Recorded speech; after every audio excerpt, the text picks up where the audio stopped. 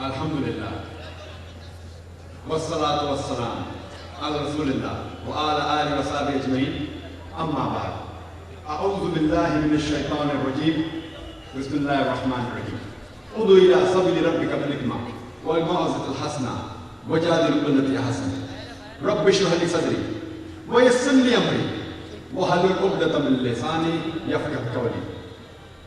मेरे मोहतरम बुजुर्गों और मेरे अजीज भाइयों और बहनों, अस्सलामु अलैकुम व रहमतुल्लाहि व बरकातुहू।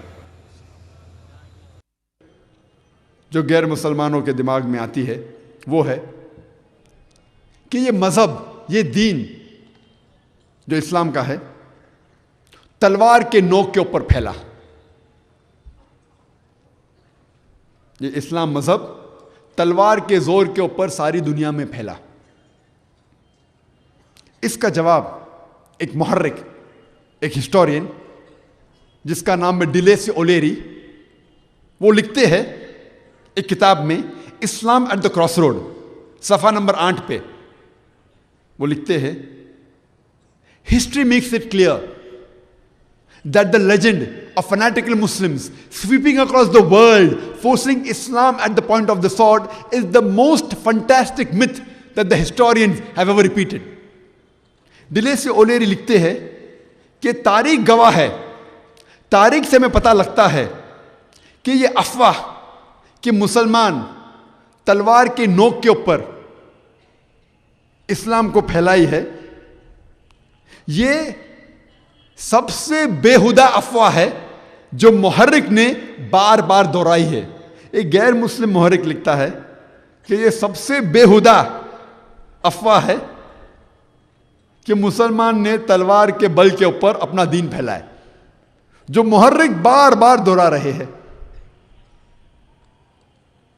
हम मुस्लिम ने तकरीबन 1400 साल अरब ममालिक के ऊपर हुक्म किया। अरब ममालिक पे हम मुस्लिम ने तकरीबन 1400 साल हुक्म किया। कुछ साल के लिए फ्रेंच आए, कुछ साल के लिए अंग्रेज आए, लेकिन ओवरऑल 14 साल लगभग हमने हुक्म किया अरब ममालिक पे। फिर भी आज तकरीबन 140 अरब मौजूद है जो ईसाई है, जो कॉप्टिक क्रिश्चियन है। कॉप्टिक क्रिश्चियन मतलब ईसाई सैकड़ों सालों से। ये 140 अरब ईसाई शहादत दे रहे हैं कि इस्लाम तलवार के बल के ऊपर नहीं फैला।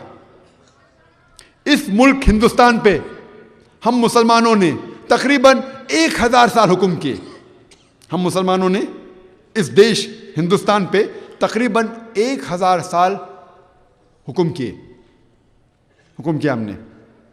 फिर भी आज की तारीख में, आज इस हिंदुस्तान में 80% से ज्यादा गैर मुस्लिम हैं। ये 80% से ज्यादा गैर मुस्लिम जो हिंदुस्तान में हैं, वो आज शहादत दे रहे हैं कि इस्लाम तलवार के बल पे नहीं फैला।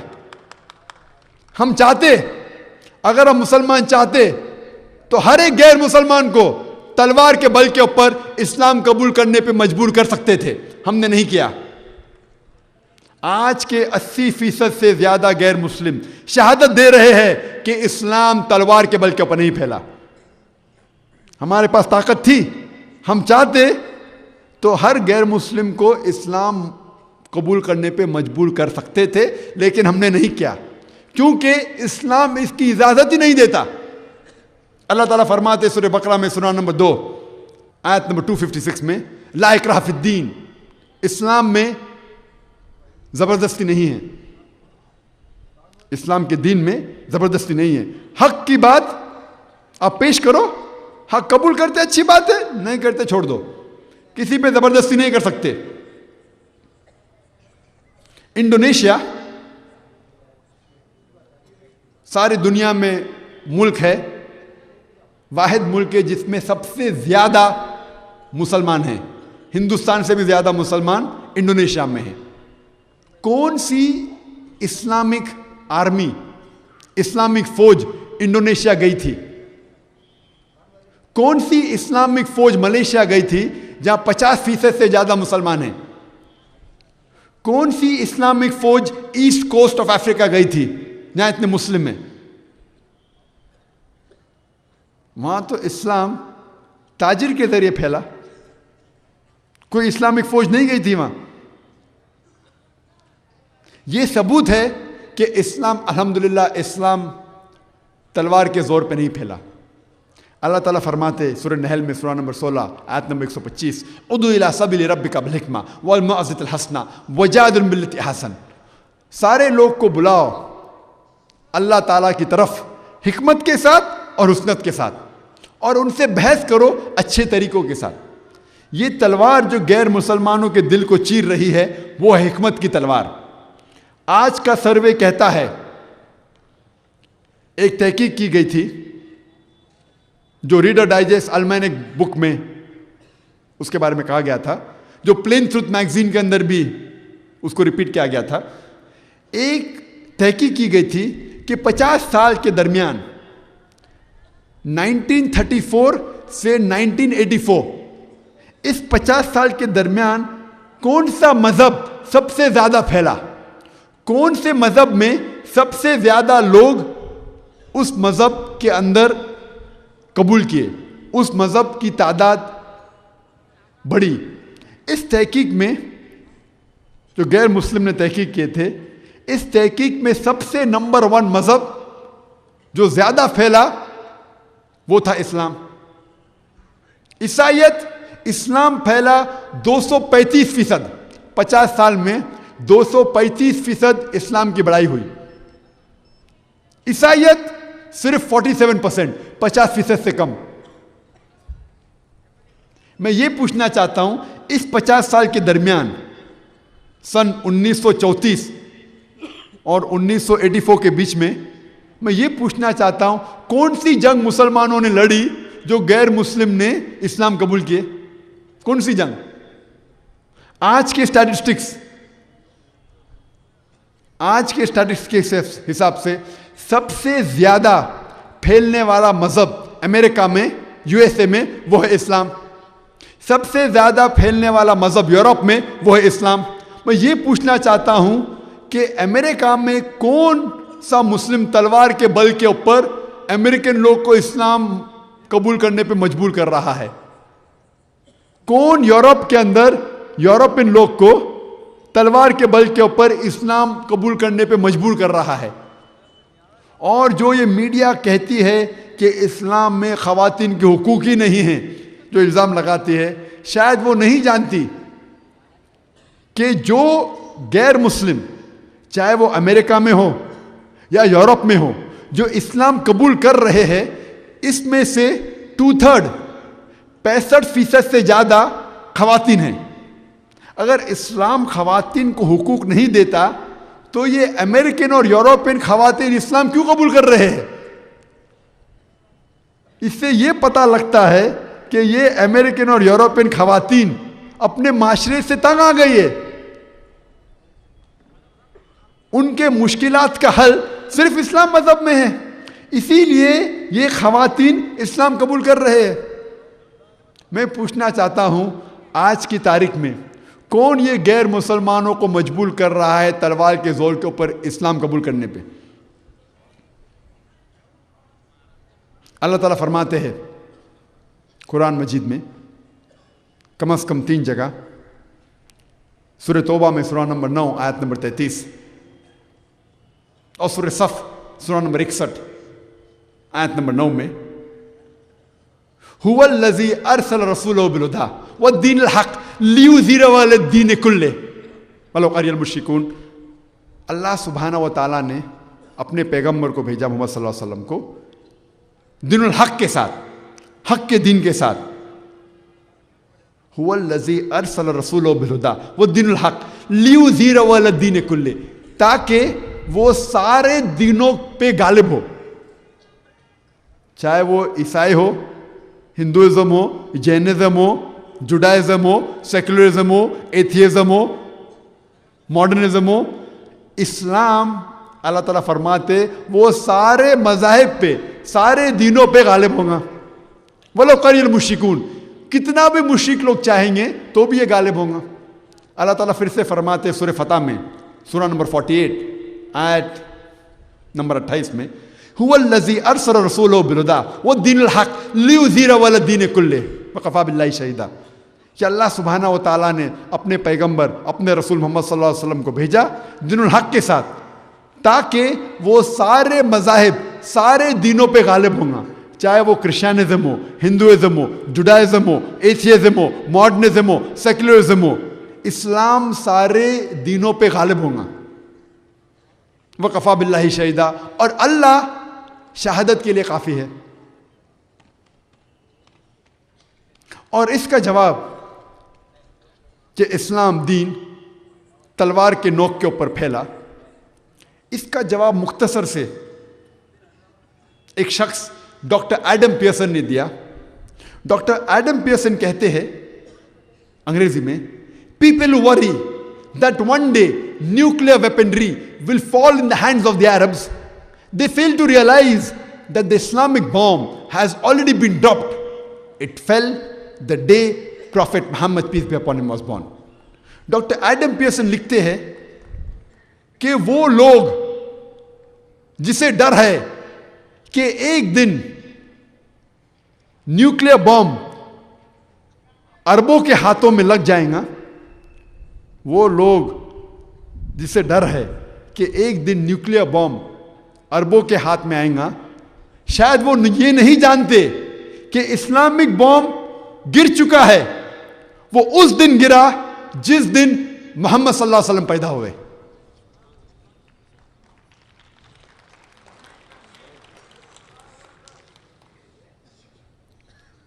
एतराज जो गैर मुस्लिम को है इस्लाम के खिलाफ, वो ये है कि इस्लाम में मुसलमान मर्द को एक से ज़्यादा बीवी करने का इख्तियार क्यों है? इस्लाम में ये मुसलमान मर्द एक से ज़्यादा बीवी क्यों रख सकते? उन्हें एतराज़ है। मैं ये कहना चाहता हूँ कि कुरान एक वाहिद मजहबी किताब है। सारे दुनिया में कुरान एक वाहिद मजहबी किताब है जिसके अंदर लिखा है कि आप सिर्फ एक बीवी से शादी करो। कुरान के अलावा कोई भी मजहबी किताब में ये अल्फाज कि सिर्फ एक बीवी से शादी करो नहीं है, सिर्फ कुरान में है। चाहे आप रामायण पढ़ो, महाभारत पढ़ो, बाइबल पढ़ो, गीता पढ़ो, कोई भी दूसरी मजहबी किताब में ये अल्फाज नहीं है कि आप एक ही बीवी से शादी करो। बाकी मजहबी किताब में आप कितने भी शादी कर सकते, कितने भी बीवियां रख सकते, 4, 10, 15, कोई मुमानियत नहीं है। अगर आप रामायण पढ़ते हैं उसमें लिखा हुआ है कि श्री राम के वालिद की एक से ज़्यादा बीवी थी। अगर आप महाभारत पढ़ते हैं उसमें लिखा है कि श्री कृष्ण, उसकी कितनी बीवियां थे? 4, 10, 1000, 16,108। तो श्री कृष्णा के जब 16,108 बीवियां हो सकते तो मुसलमान के 4 क्यों नहीं हो सकते? आप यहूद की किताब पढ़ेंगे, ओल्ड टेस्टामेंट तोरा, उसमें लिखा हुआ है कि सुलेमान अलैहिस्सलाम के 700 बीवियां थे। आप बाइबल पढ़ेंगे उसमें जिक्र है ईसाई की किताब में कि इब्राहिम अलैहिस्सलाम के 3 बीवियां थे। जब आप मजहबी किताब पढ़ते हैं, ईसाई मज़हब हो या यहूद मज़हब हो या हिंदू मज़हब हो, इसके अंदर कोई मुमानियत नहीं। आप कितने भी बीवियां कर सकते, 4, 10, 1000, 2000, 20,000, कोई मुमानियत नहीं। ये क्रिश्चियन चर्च ने कहा कि क्रिश्चियन ईसाई लोग सिर्फ एक बीवी रखनी चाहिए। ये यहूद, एक रबाई गेंशम बिन यहूदा, वो 10वीं सदी ने उसने कहा कि यहूद लोग एक ही बीवी से शादी करना चाहिए। उनकी मजहबी किताब आपको इजाज़त देती कितनी भी बीवियां रखो। उसी तरीके से हिंदू मज़हब में आप कितनी भी बीवियां रख सकते। वो इंडियन पेनल कोड है, हिंदुस्तान की गवर्नमेंट है जिसने 1954 में 1954 में एक लॉ पास किया, हिंदू मैरिज एक्ट, जिसमें लिखा हुआ है कि हिंदू सिर्फ एक ही शादी कर सकता है, हिंदू मर्द एक ही बीवी रख सकता है। ये हिंदुस्तान की गवर्नमेंट ने लॉ पास किया है। हिंदू मजहबी किताब में नहीं लिखा हुआ है। जब हम गवर्नमेंट की एक किताब का मुताला करते हैं, स्टेटस ऑफ वुमेन इन इस्लाम, सफ़ा नंबर 66, 66 और 67 में लिखा हुआ है, एक तहकीक की गई थी कि हिंदुस्तान में कितने लोग एक से ज़्यादा बीवी रखते हैं। उस तहकीक में पता लगा कि मुसलमान 4.31% मुसलमान लोग एक से ज़्यादा बीवी रखते हैं, यानी तकरीबन 4% मुसलमान एक से ज़्यादा बीवी रखते हैं। और हिंदू लोग 5.06, यानी हिंदू लोग 5% से ज़्यादा हिंदू के एक से ज़्यादा बीवी है। तो गवर्नमेंट की रिपोर्ट ये कहती है कि हिंदू लोग मुसलमान से ज़्यादा पॉलीगेमी करते हैं, एक से ज़्यादा बीवी रखते हैं। हालांकि इंडियन गवर्नमेंट इसकी इजाज़त देती नहीं, फिर भी 5% से ज़्यादा हिंदू एक से ज़्यादा बीवी रखते हैं। ये गवर्नमेंट रिपोर्ट है। गवर्नमेंट के हिसाब से हराम है हिंदू को एक से ज़्यादा बीवी रखना, फिर भी मुसलमान से ज़्यादा एक से ज़्यादा बीवी रखते हैं। आओ हम समझे अल्लाह ताला कुरान मजीद में क्या फरमाते हैं शादी के मुताल्लिक। अल्लाह ताला फरमाते हैं सूरह निसा में, सूरह नंबर 4 आयत नंबर 3 में, आप उन खवातीन से शादी करो जो आपको पसंद है, 2, 3 या 4, लेकिन अगर आप अपनी बीवियों में अदल नहीं कर सकोगे, जस्टिस नहीं कर सकोगे, तो सिर्फ एक से शादी करो। ये अल्फाज सिर्फ कुरान मजीद में है। वो औरतों से शादी करो जो आपको पसंद है, 2, 3 या 4, लेकिन अगर आप अपने बीवियों के दरमियान अदल नहीं कर सकोगे तो सिर्फ एक से शादी करो। ये अल्फाज का सिर्फ एक औरत से शादी करो, सिर्फ कुरान मजीद में और कोई भी मजहबी किताब में नहीं है। तो कुरान के हिसाब से आप 2 से भी शादी कर सकते, 3 से भी, 4 से भी, लेकिन शर्त है कि आप अपने बीवियों के दरमियान अदल से पेश आओ। अगर आप अदल से पेश नहीं आ सकोगे तो सिर्फ एक शादी करो। और कुरान में अल्लाह ताला फरमाते सूरह निसा में, सूरह नंबर 4 आयत नंबर 129 में, कि आपको अपने बीवियों के दरमियान अदल करना बहुत मुश्किल है, लेकिन उनके तरफ से एकाएक मुंह मत मोड़ लो। तो एक से ज़्यादा बीवी करना कई गैर मुस्लिम समझते हैं कि इस्लाम में फ़र्ज़ है। एक से ज़्यादा बीवी करना इस्लाम में फ़र्ज़ नहीं है। हिंदुस्तान में अक्सर मुसलमानों के एक से ज़्यादा बीवी नहीं है। एक से ज़्यादा बीवी करना मुबाह है, ऑप्शनल, चाहे तो कर सकते, करना फ़र्ज़ नहीं है। लेकिन अगर आप एक से ज़्यादा बीवी करेंगे और उनके दरमियान अदल नहीं कर सकोगे तो आप प्रॉब्लम में आएंगे, तो आपको तकलीफ हो सकती है। एक से ज़्यादा कर सकते अगर आप अदल कर सकते, नहीं तो नहीं। तो एक से ज़्यादा बीवी करना इस्लाम में फ़र्ज़ नहीं है। कई गैर मुस्लिम को ये गलतफहमी है कि इस्लाम में 4 बीवी करना फ़र्ज़ है। एक से ज़्यादा बीवी करना फ़र्ज़ नहीं है, चाहे तो कर सकते हैं, ऑप्शनल है, मुबाह है। हम ये समझ लें कि अल्लाह सुब्हाना व तआला जो हमारे खालिक है, उनने क्यों हमें एक से ज़्यादा बीवी करने की इजाज़त दी है। कुछ मर्दों को एक से ज़्यादा बीवी करने की इजाज़त क्यों दी है, आए हम समझे उसके पीछे हिकमत क्या है। आज हमें पता है कि इंसान जब पैदा होता है तो तकरीबन औरत और मर्द वही फीसद में पैदा होता है। Male and female they are born in equal proportion. जब बच्चा पैदा होता है, लड़का या लड़की, लगभग तकरीबन 50% लड़का पैदा होते हैं और 50% लड़की। कुदरती 50% लड़का पैदा होते, 50% लड़की। लेकिन आज की मेडिकल साइंस ये कहती है, आप कोई भी बच्चे के डॉक्टर से पूछिए, वो ये कहेगा कि लड़कियों को, बच्चे जो बच्ची है, लड़कियों को बीमारी से लड़ने की लड़कों से ज्यादा कुव्वत है। लड़कियां जिरासिम और बीमारियों से और अच्छे तरीके से लड़ सकती है बनिस्बत लड़कों के। जो बच्चों के उम्र में ही लड़के की मौत लड़कियों से ज्यादा होती है, लड़कों की मौत लड़कियों से ज्यादा होती है, तो बचपन में ही कुदरतन लड़कियों की तादाद लड़कों से ज्यादा है। जिंदगी गुजरती है, जंग लड़ी जा रही है, कई लोग एक्सीडेंट में मारे जाते हैं, कई लोग शराब के वजह से मरते, कई लोग ड्रग के वजह से मरते हैं। इन सारे मौतों में आदमियों की मौत औरतों से ज्यादा होती है, चाहे वो जंग में हो, चाहे शराब के वजह से हो, चाहे सिगरेट पीने के वजह से हो, चाहे एक्सीडेंट के वजह से हो। हम जानते हैं कि ये सारे मौतों में आदमियों की मौत ज्यादा होती है। आज सारे दुनिया में औरतों मर्द से ज्यादा है। हम अगर गिनेंगे सारे दुनिया में औरतों मर्द से ज्यादा है। कुछ ममालिक में, थर्ड वर्ल्ड कंट्री में, मिसाल के तौर पे इंडिया में,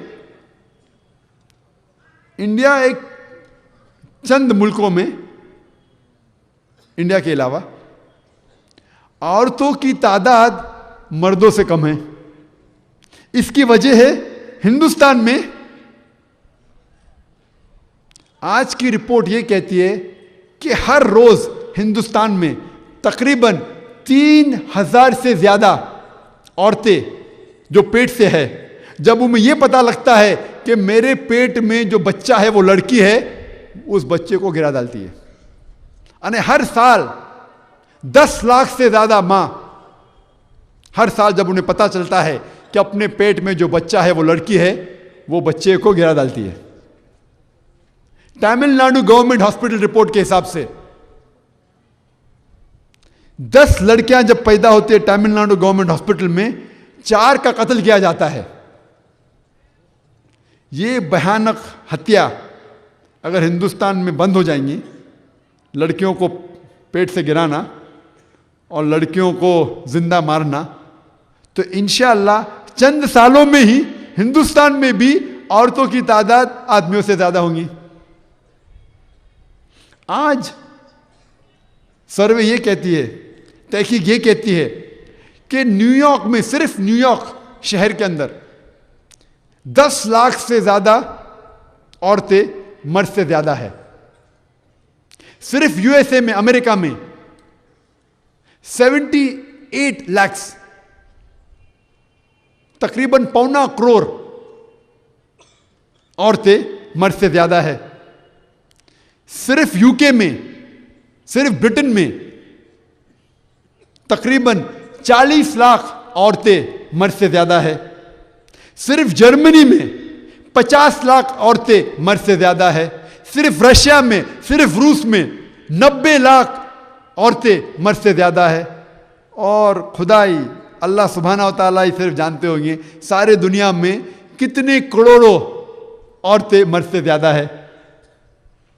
सपोज मिसाल के तौर पे मैं मान लेता हूं कि एक मर्द सिर्फ एक ही औरत से शादी करना चाहिए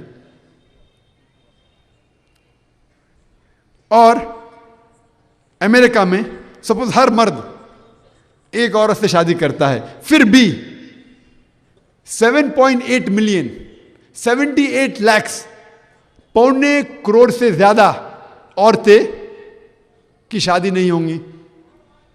और मिसाल के तौर पे आपकी बहन या मेरी बहन अमेरिका में रह रही है और ये 1.25 करोड़ में से एक औरत वो है जिसकी शादी नहीं हुई, क्योंकि हर मर्द ने एक औरत से शादी किया, फिर भी 1.25 करोड़ से ज्यादा खवातीन, औरतें अमेरिका में शादी नहीं कर सकेंगी।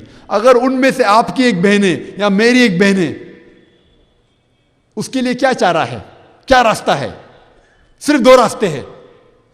एक रास्ता वो कि वो ऐसे आदमी से शादी करे जिसकी एक बीवी है, शादी हो चुकी है, या वो बाजार की जीनत बने।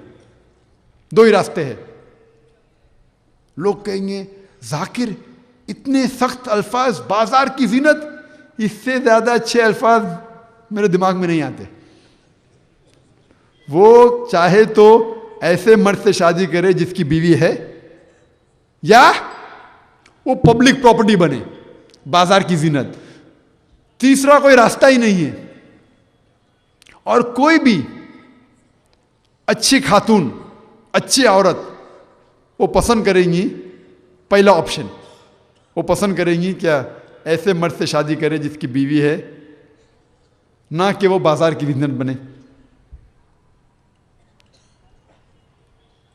ये मानता हूं मैं कि कोई भी खातून अपने शोहर को बांटना पसंद नहीं करेंगी, ये हकीकत है, इसे मानना पड़ेगा।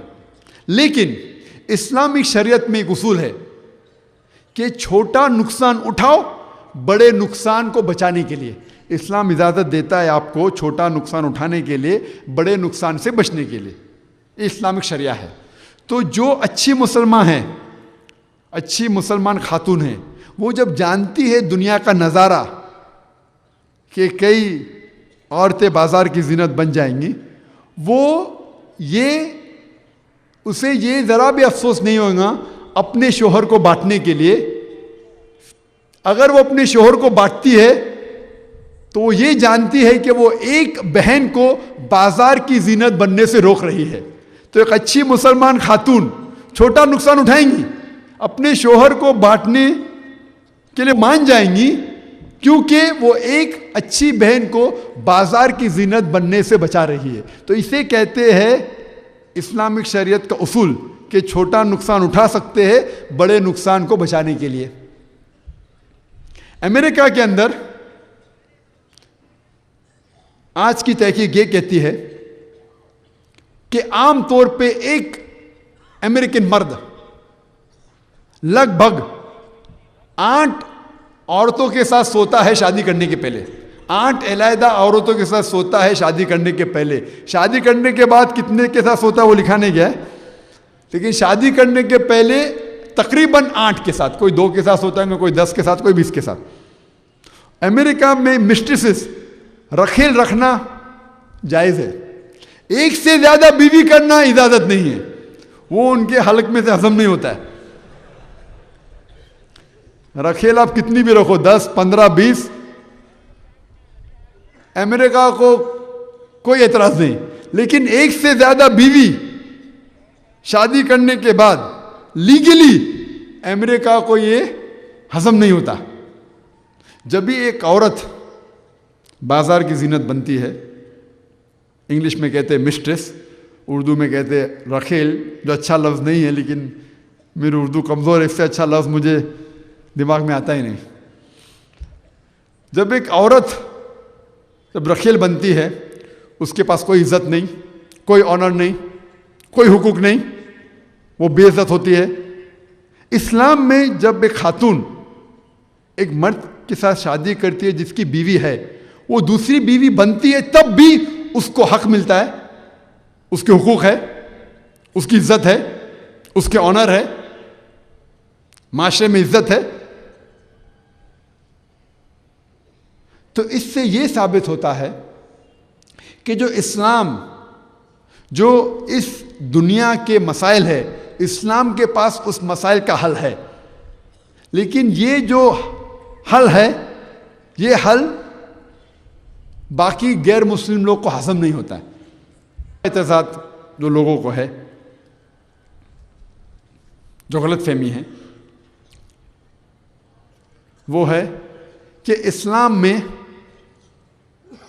ख़वातीन को हिजाब में रखा जाता है और इसीलिए ख़वातीन को ज़लील किया जाता है। ख़वातीन को हिजाब में रख के इस्लाम में ख़वातीन को ज़लील किया जाता है। ये गैर मुस्लिम को गलत फहमी है। अगर हम तारीख को पढ़ेंगे, तारीख से ये पता लगता है कि सैकड़ों साल पहले ख़वातीन के हुकूक ही नहीं थे। ख़वातीन को ज़लील किया जाता था, ख़वातीन को ऐश के लिए इस्तेमाल किया जाता था और फेंका जाता था। मिसाल के तौर पे अगर आप बेबीलोन सिविलाइजेशन की तारीख पढ़ेंगे, उसमें यह लिखा है कि अगर कोई मर्द किसी का कत्ल करता है, उसको सज़ा मिलने के बजाय उसके बीवी को सजा मिलती थी। आप जब रोमन सिविलाइजेशन के बारे में पढ़ेंगे, रोम की तारीख पढ़ेंगे, उसमें लिखा है कि औरतों के बदन के साथ खेला जाता था, ऑब्सनिटी आम थी, औरतों का इस्तेमाल किया जाता था, फेंका जाता था, नंगापन आम था। अगर आप पढ़ेंगे ग्रीक सिविलाइजेशन के बारे में, आप यूनानी सिविलाइजेशन में पढ़ेंगे, उसमें तारीख ये कहती है कि खवातीन की इज्जत ही नहीं थी, उसे इस्तेमाल किया जाता, फेंका जाता था। आप इजिप्ट सिविलाइजेशन पढ़ेंगे, मिस्र के सिविलाइजेशन, तारीख कहती है कि खवातीन को एक शैतान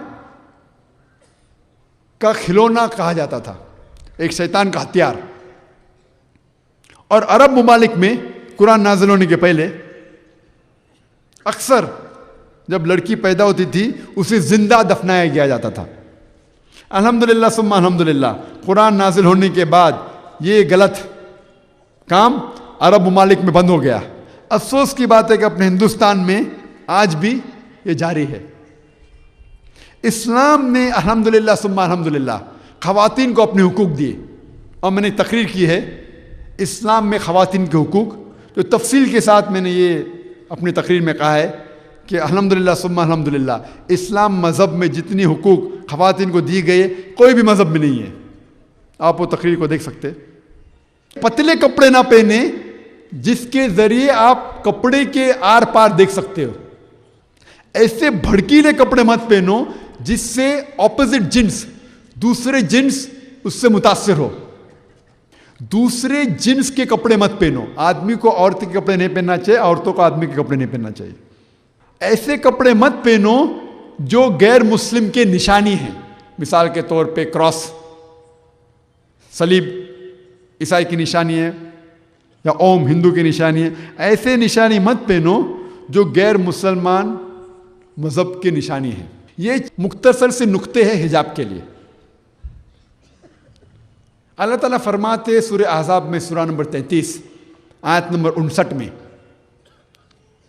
या रसूल कह दो अपने बीवियों से, अपने बेटियों से और मुसलमान खवातीन से कि जब भी वो बाहर जाए तो अपने आप पे चादर ओढ़ ले, जिलबाब ओढ़ ले, ताकि लोग उन्हें पहचान सके और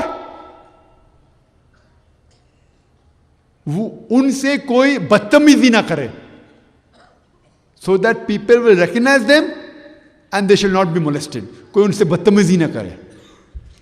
तो कुरान में हिजाब की वजह दी गई है ताकि लोग पहचाने कि वो अच्छे खातून हैं और लोग उनसे बदतमीजी, गंदे हरकतें नहीं करें। मिसाल के तौर पे अगर दो जुड़वा बहन हो, दो जुड़वा बहन है, दोनों खूबसूरत है, यकसा खूबसूरत है, और दोनों जुड़वा बहन गुलबर्गा के सड़कों पे चल रही है। एक पहनती है इस्लामिक हिजाब, सारा बदन ढका हुआ, सिर्फ चेहरा और हाथ दिखता है, और दूसरी बहन पहनती है मगरबी लिबास, मिनी स्कर्ट्स या शॉर्ट्स। मगरबी लिबास जानते हैं? मगरबी लिबास, मिनी स्कर्ट्स, जो बदन को कम ढकता है और दिखाता है ज्यादा। तो दूसरी बहन पहन रही है मगरबी लिबास और गुलबर्गा के सड़कों पे चल रही है, दोनों बहनें, और कोने पे एक लफंगा है जो ठहर रहा है कोई लड़की को छेड़ने के लिए। मेरा सवाल आपसे यह है कि वो कौन सी बहन को छेड़ेगा? वो बहन जो इस्लामिक हिजाब में है कि वो बहन जो मगरबी लिबास में है? कौन सी बहन को छेड़ेगा वो? मगरबी लिबास वाली को। बिल्कुल सही जवाब है, कोई मुश्किल सवाल नहीं था। कुरान में अल्लाह ताला फरमाते हैं हिजाब हमने खवातीन के लिए फर्ज करारा है ताकि लोग उन्हें पहचानो क्या वो अच्छे खवातीन हैं और कोई उनसे बदतमीजी ना करे, कोई उन्हें बेहुदा हरकत ना करे। और इस्लाम के अंदर अगर कोई इंसान, कोई मर्द, कोई खातून का बलात्कार करता है, जिना बिल जब्र करता है, तो शरीयत के हिसाब से उसे सजाए मौत है। गैर मुस्लिम कहते हैं सजाए मौत। आज की तारीख में 21वीं सदी में इस्लाम एक बेदर्द मजहब है, भयानक मजहब है। लेकिन जब मैं ये सवाल पूछता हूं, और ये हजारों गैर मुस्लिम से पूछा हूं, आज भी पूछता हूं कि खुदा ना करे, अल्लाह ना करे, अगर कोई आपके मां के साथ बलात्कार करता है, आपके बहन के साथ जिना बिल जब्र करता है, और अगर वो बलात्कार करने वाले को आपके पास ले आया जाता है और आपको जज बनाया जाता है, आप उसको क्या सजा देंगे? 100% गैर मुसलमान मुझे ये कहते कि हम उस बलात्कार करने वाले को सजाए मौत देंगे। कुछ गैर मुस्लिम ने कहा हम उसे तड़पा तड़पा के मारेंगे। तो कोई आपके मां के साथ बलात्कार करता है, आपको उसे सजाए मौत देने का है। कोई दूसरे के मां के साथ बलात्कार करता है, आप कहते क्या सजाए मौत भयानक जुल्म है। ये डबल स्टैंडर्ड्स क्यों? डबल स्टैंडर्ड्स क्यों? और आप जानते होंगे चंद साल पहले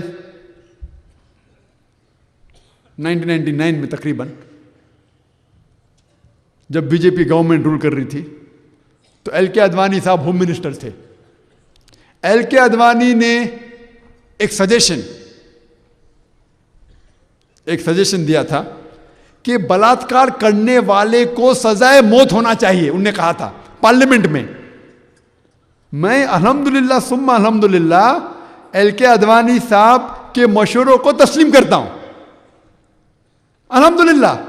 बाकी बात मैं चाहे उनकी मानू ना मानू, ये बात पे हमें उन्हें मुबारकबाद देनी होगी कि माशाअल्लाह उनका मशवरा बहुत अच्छा था कि बलात्कार करने वाले को सजाए मौत होना चाहिए।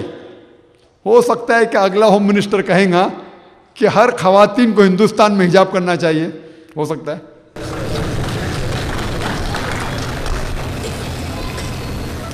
तो हिजाब खवातीन के दर्जे को उठाता है।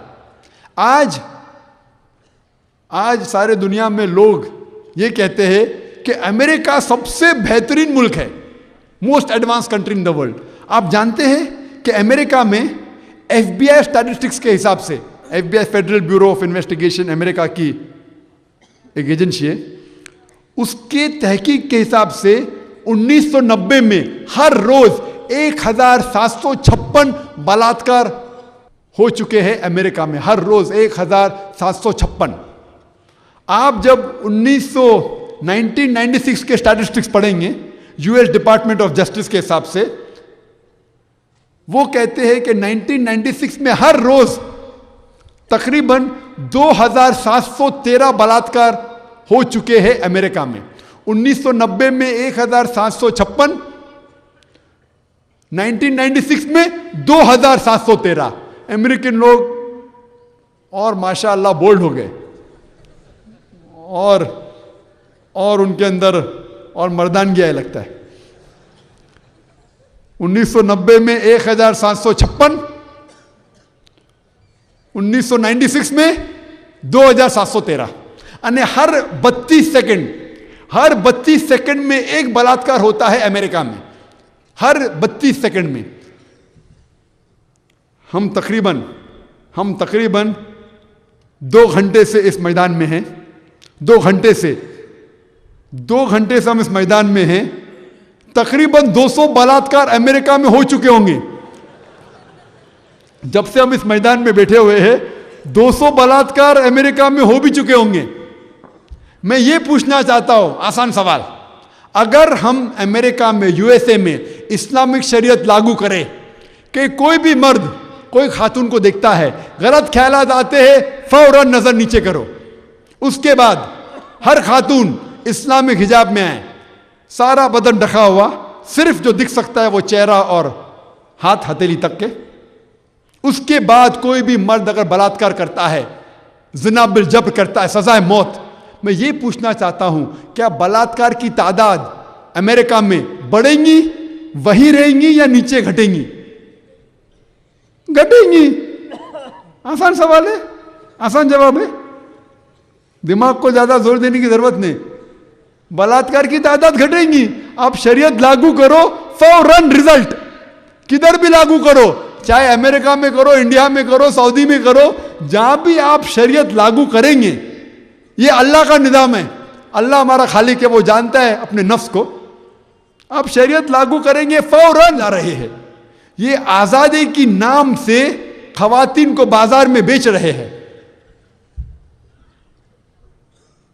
क्यों बेच रहे? हम अक्सर देखते हैं, और अफसोस की बात है कि हमारा हिंदुस्तान जो अमेरिका करती है, चंद साल बाद हिंदुस्तानियों भी उसके पीछे भागते हैं।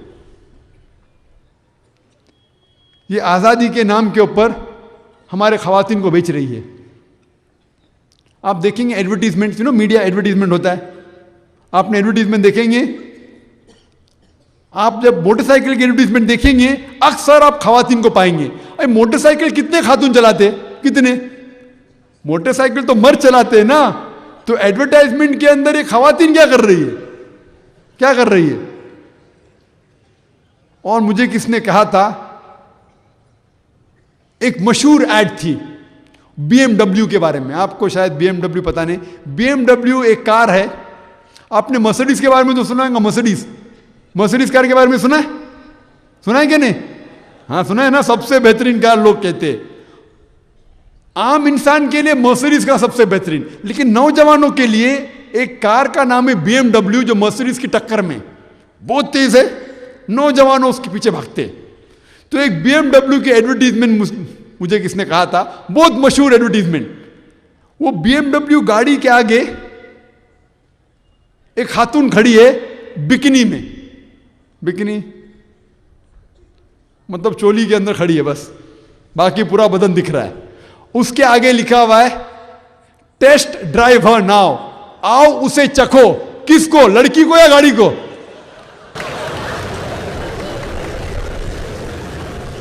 खवातीन के आजादी के नाम पे अपने माओ को बेच रहे, अपने बहनों को बेच रहे। हम इस्लाम में हम हमारे माओ को बेचना नहीं चाहते, हम उनकी इज्जत करते। तो हिजाब खवातीन की इज्जत बढ़ाता है, उसे जलील नहीं करता। ये आज़ादी की नाम पे खवातीन की आज़ादी नाम पे अमेरिका में खवातीन को बेचा जाता है। तो लोगों को गलत फहमी है, हिजाब खवातीन की इज्जत बढ़ाती है, घटाती नहीं।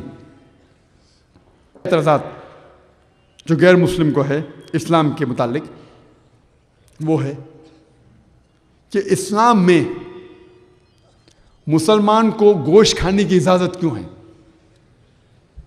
ये मुसलमान बहुत जालिम लोग हैं, जानवरों का कत्ल करते हैं, उन्हें गोश्त खाने की इजाज़त क्यों है?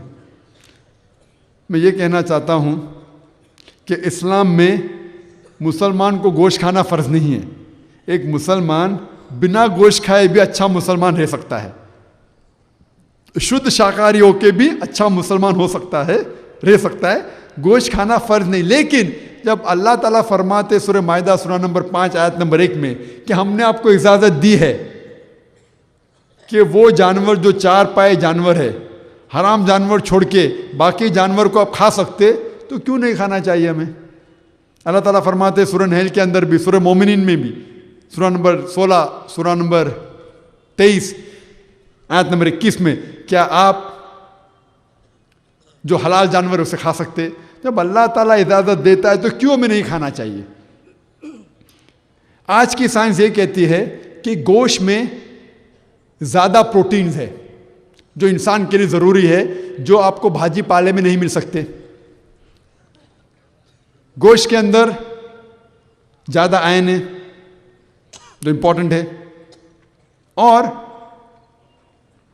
जब हम तहकीक करते हैं हमें यह पता लगता है कि आप जब वेजिटेरियन हर्बीवोरस एनिमल को देखेंगे, हर्बीवोरस एनिमल मतलब वो जानवर जो सिर्फ घास खाते हैं, शुद्ध शाकाहारी जानवर जो होते हैं, अगर आप उनके दांतों को देखेंगे, उनके दांतें चपटे हैं, उनके दांत चपटे हैं।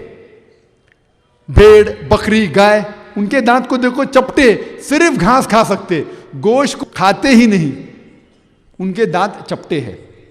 जब आप मांसाहारी जानवर को जब देखेंगे, कार्निवोरस एनिमल कहते हैं अंग्रेजी में, उनके दांत नोकीले, वो सिर्फ गोश्त खाते हैं। मिसाल के तौर पे शेर, शेर बब्बर, लेपर्ड, चीता सिर्फ गोश्त खाते हैं, वो घास को छूते भी नहीं। उनके दांत को आप देखेंगे, उनके दांत है नोकीले।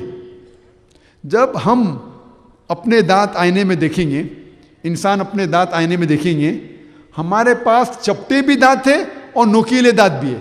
अगर खुदा चाहता था कि हम सिर्फ घास फूस खाए, तो ये नोकीले दांत क्यों हमें दिया? गोश्त खाने के लिए। हाँ, अक्ल की बात है, आपको डॉक्टर होने की जरूरत नहीं है। नोकीले दांत अल्लाह ने क्यों दिया? गोश्त खाने के लिए। अगर खुदा चाहता था कि हम सिर्फ घास खाए, तो ये नोकीले दांत क्यों दिए? आज की साइंस ये कहती है कि ये हर्बीवोरस जो जानवर है, गाय, बकरी, ये जानवर सिर्फ घास को हजम कर सकते हैं, वेजिटेबल्स, भाजी पाला हजम कर सकते हैं, गोश्त को हजम ही नहीं कर सकते। ये जो दूसरे जानवर है, शेर, चीता, जो मांसाहारी जानवर है, गोश्त खाने वाला जानवर, सिर्फ गोश्त को हजम कर सकते, भाजी पाला हजम ही नहीं कर सकते। इंसान का डाइजेस्टिव सिस्टम, जो हजम करने की ताकत है अल्लाह ताला ने हमें दी है, वो घास को भी हजम कर सकती है, भाजी पाला भी, गोश्त भी। अगर अल्लाह ताला खुदा चाहता था कि हम सिर्फ घास खाए, तो हमें गोश्त हजम करने की कोत क्यों दी? और लोग को गलतफहमी है कि हिंदू मजहब में गोश्त खाना हराम है। हिंदू मजहब में गोश्त खाना हराम नहीं। कई हिंदू किताबों के हवाले में आपको दूंगा जिसके अंदर गोश्त खाना जायज है। आप अगर मनुस्मृति पढ़ेंगे, चैप्टर नंबर 5 वर्ष नंबर 30 में लिखा है कि खुदा ने कुछ जानवर बनाए खाने के लिए और कुछ जानवर को खा जाने के लिए। मतलब कुछ जानवर को दूसरे का खाना बनने के लिए अल्लाह ने बनाया है, कुछ जानवर को खाने के लिए बनाया है। अगर आप वो जानवर खाते हैं जो खुदा ने खाने के लिए बनाया है, तो आप कोई गुनाह नहीं कर रहे हैं। आगे पढ़ेंगे मनुस्मृति चैप्टर नंबर 5 वर्ष नंबर 31 में लिखा है कि कुछ जानवर को पैदा किया गया है सैक्रिफाइस के लिए, कत्ल के लिए, पूजा के लिए। अगर वो जानवर आप खाते हैं तो कोई गुनाह नहीं कर रहे हैं। आगे लिखा है मनुस्मृति चैप्टर नंबर 5 आयत नंबर 40 के अंदर, वर्ष नंबर 40 में लिखा गया है कि अगर आप वो जानवर का कत्ल करते हैं जो इजाज़त है और उसको खाते हैं, तो कोई गुनाह नहीं कर रहे।